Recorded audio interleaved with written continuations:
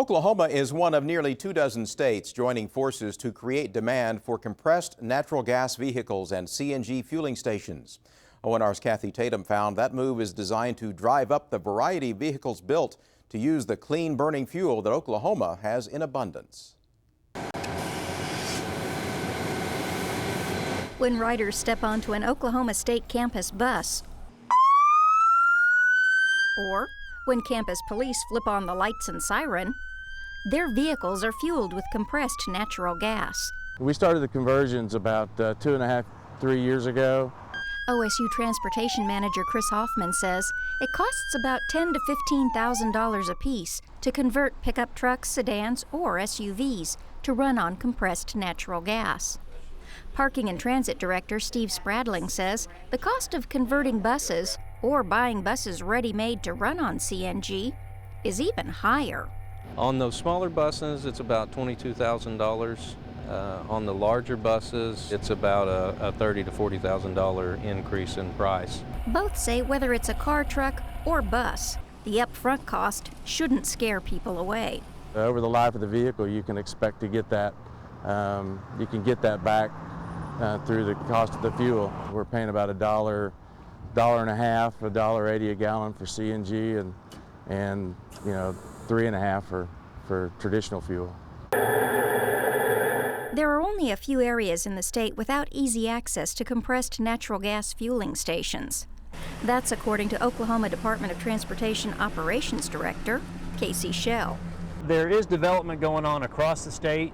Currently, though, the only portion of the state that really is not well served with CNG fueling stations is the southeastern part of the state. The only area that has a station down there is in Wilburton. Schell says the low cost of CNG fuel makes his agency eager to expand its CNG-powered fleet, which now stands at just 10 sedans and vans. This year we're prepared to purchase 140 CNG-powered vehicles. Honda is the only automaker in the U.S. factory building a CNG-powered vehicle, the Civic Compact Sedan. Oklahoma Energy Secretary Mike Ming says other types of CNG vehicles, including his own personal ride, have to be converted to run on compressed natural gas. That may be one reason why, compared to the rest of the world, the U.S. has few vehicles running on CNG. In the United States today, there's about 125,000 natural gas vehicles, 123,000, I believe. There's 15 million around the world. To drive America's big three automakers to produce a wider variety of factory-made CNG vehicles, Oklahoma is among 22 states, encouraging its state agencies to buy CNG-powered vehicles. They're going to provide a market that's adequate for the manufacturers to make these other products. Along with that, we want to see the fueling infrastructure come along. So in Oklahoma, there's 88 fueling outlets either built or planned. And we think by increasing the number of vehicles, you provide the assurance for the retailers to sell the fuel products. Making CNG vehicles and fuel more widely available is expected to drive down the cost of vehicles and drive up the demand to purchase vehicles by businesses and individual drivers. However, Ming says states' efforts to get more CNG vehicles on the road could be hampered by rules under consideration by the Environmental Protection Agency.